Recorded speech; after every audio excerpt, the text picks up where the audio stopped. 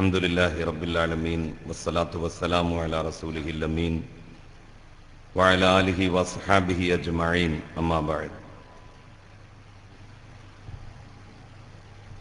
വേദിയിൽ സന്നിഹിതരായിരിക്കുന്ന SYSന്റെയും SSFന്റെയും നേതാക്കളെ, നല്ലവരായ സഹോദരി സഹോദരന്മാരെ, സുഹൃത്തുക്കളെ, അസ്സലാമു അലൈക്കും വറഹ്മത്തുള്ളാഹി വബറകാതുഹു.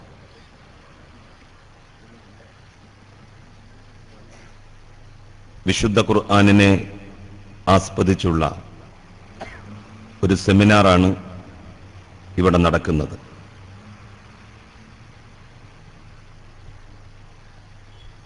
ഇസ്ലാം ലോകത്ത് ആരംഭിക്കുന്നത്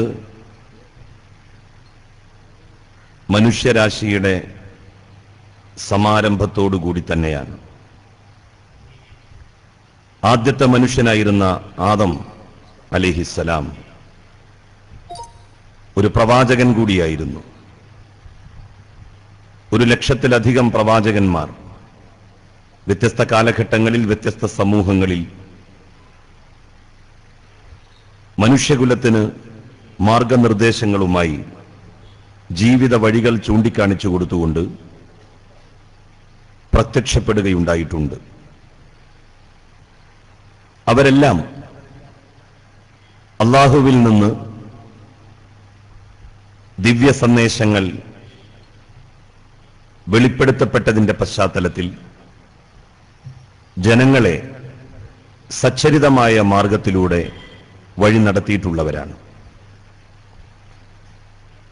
ആ ശൃംഖലയിലെ അവസാനത്തെ കണ്ണിയായിരുന്നു മുഹമ്മദ് നബി സല്ലല്ലാഹു അലൈഹി വസല്ലം.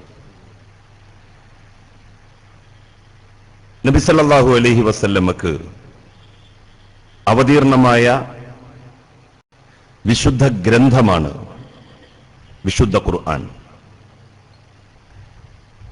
ഒറ്റയടിക്ക് അവതീർണമായിട്ടുള്ളതല്ല വിശുദ്ധ ഖുർആൻ. വ്യത്യസ്ത സന്ദർഭങ്ങളിൽ, സാഹചര്യങ്ങളിൽ ഏതൊരു കാര്യമാണോ സമൂഹത്തെ പഠിപ്പിക്കേണ്ടത്, അവ അവതീർണമായതിന്റെ സമാഹാരമാണ് വിശുദ്ധ ഖുർആൻ. ജീവിതത്തിന്റെ എല്ലാ മേഖലകളെയും ചൂഴ്ന്നു നിൽക്കുന്ന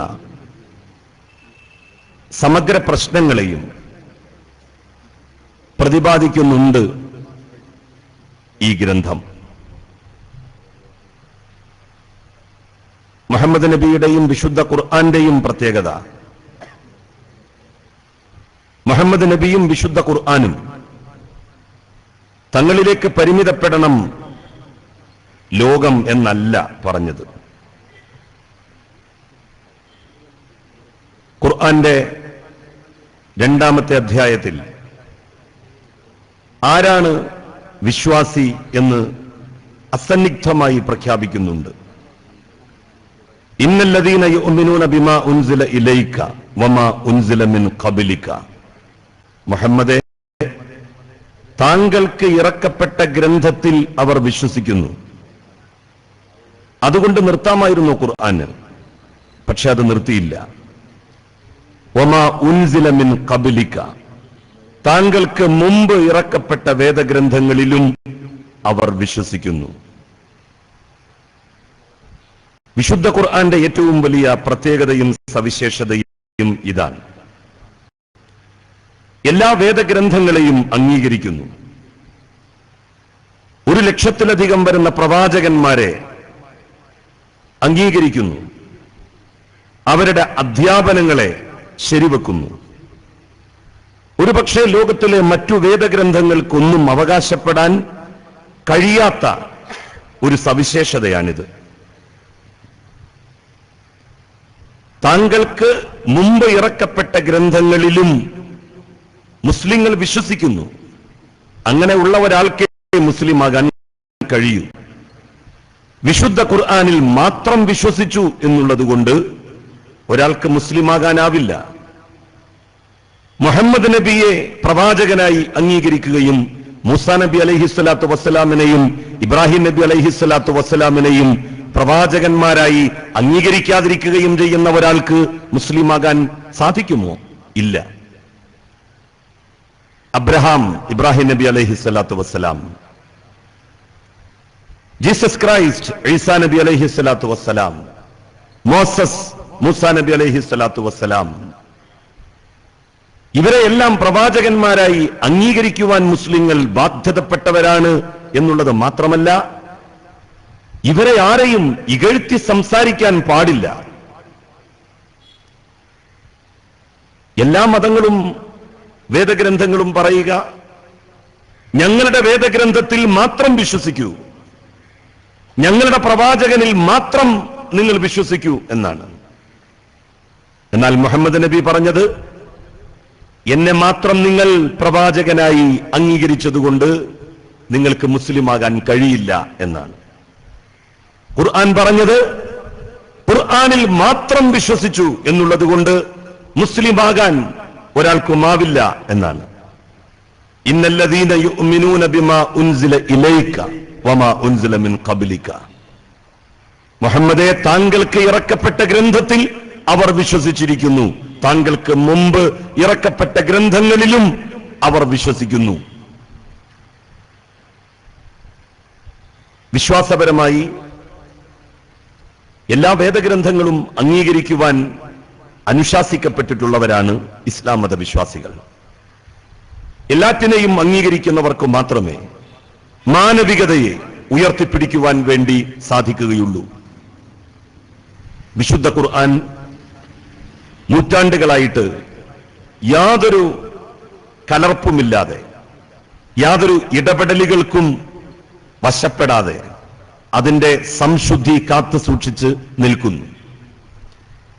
ഭാഷകളിൽ വലിയ വ്യത്യാസങ്ങൾ വന്നിട്ടുണ്ട്. പല ഭാഷകൾക്കും രൂപപരിണാമങ്ങൾ ഉണ്ടായിട്ടുണ്ട്. മലയാള ഭാഷയുടെ ചരിത്രം പരിശോധിച്ചാൽ, ഇംഗ്ലീഷ് ഭാഷയുടെ ചരിത്രം പരിശോധിച്ചാൽ, റോമൻ ഇറ്റാലിക് ഭാഷകളുടെ ചരിത്രം പരിശോധിച്ചാൽ എല്ലാം ഭാഷകളിൽ വലിയ ഡെവലപ്മെന്റ്സ് ഉണ്ടായിട്ടുണ്ട്. എന്നാൽ അറബി ഭാഷയുടെ ഇന്നലകളിലേക്ക് കണ്ണോടിച്ചാൽ പദങ്ങളുടെ അർത്ഥത്തിൽ, പര്യായങ്ങളിൽ, വ്യാകരണത്തിൽ മറ്റു ഭാഷകൾക്ക് സംഭവിച്ചിട്ടുള്ള രൂപപരിണാമങ്ങൾ സംഭവിച്ചിട്ടില്ല. അങ്ങനെ സംഭവിച്ചിരുന്നു എങ്കിൽ അത് വിശുദ്ധ ഖുർആന്റെ ഒതന്റിസിറ്റിയെ, വിശ്വാസ്യതയെ എതിർക്കുന്നവർക്ക് ചൂണ്ടിക്കാണിക്കാൻ ഉപോത്ഫലകമായ ഒരു കാരണമാകുമായിരുന്നു. വിശുദ്ധ ഖുർആനിൽ പരാമർശിച്ചിട്ടുള്ള വാക്കുകൾ, വാചകങ്ങൾ, അവയിൽ നിന്ന് വ്യത്യസ്തമായി ഒരു പരിണാമവും ഒരു അറബിക് വാക്കിനും ഉണ്ടായിട്ടില്ല. വളരെ അത്ഭുതകരമായിട്ടുള്ള ഒരു കാര്യമാണിത്. ഫിലോളജിയിൽ, ഭാഷാശാസ്ത്രത്തിൽ വേറിട്ട് നിൽക്കുന്ന ഒരു കാഴ്ചയാണ് അറബിക് ഭാഷയുടെ രൂപപരിണാമവുമായി ബന്ധപ്പെട്ട ഈ കൺസിസ്റ്റൻസി. ഇത് വിശുദ്ധ ഖുർആന് മാത്രം, അറബിക് ഭാഷയ്ക്ക് മാത്രം അവകാശപ്പെടാൻ കഴിയുന്ന ഒന്നാണ്. ഞാൻ എന്റെ വാക്കുകൾ ദീർഘിപ്പിച്ചു കൊണ്ടുപോകുന്നില്ല. ഇസ്ലാം മതവിശ്വാസികൾ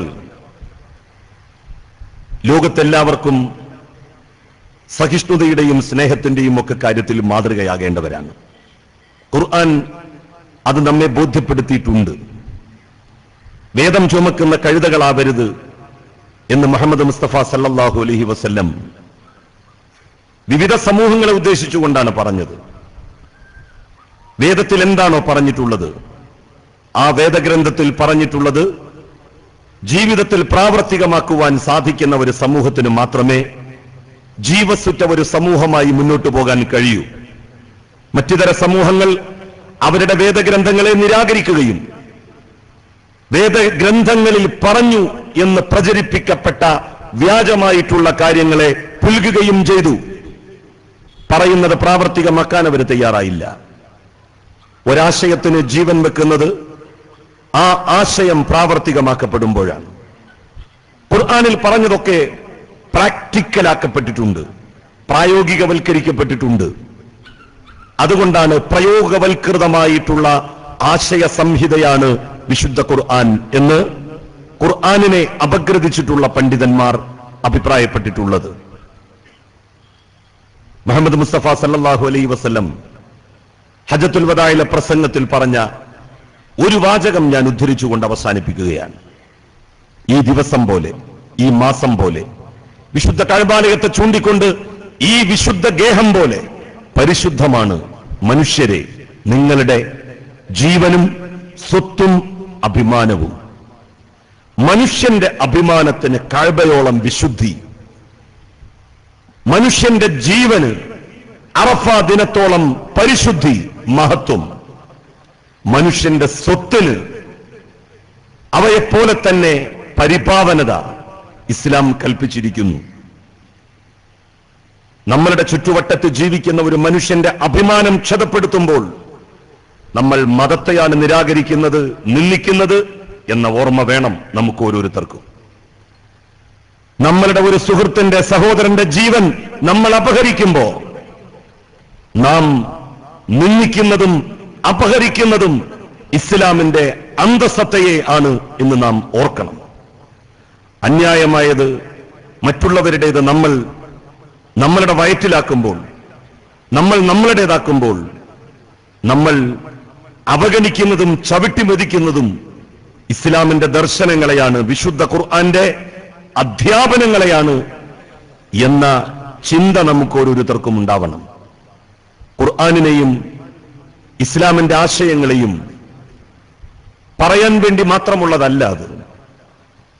ജീവിതത്തിന്റെ പരമാവധി അത് പകർത്തുവാനുള്ളതാണ് നമ്മളുടെ ഓരോരുത്തരുടെയും ജീവിതത്തിൽ.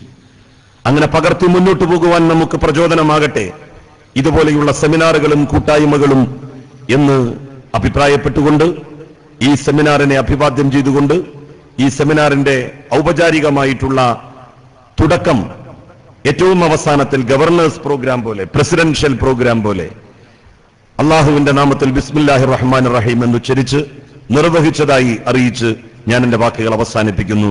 വാഖിറു ദഅ്വാന അനിൽ ഹംദുലില്ലാഹി റബ്ബിൽ ആലമീൻ. അസ്സലാമു അലൈക്കും വറഹ്മത്തുള്ളാഹി വബറകാതുഹു.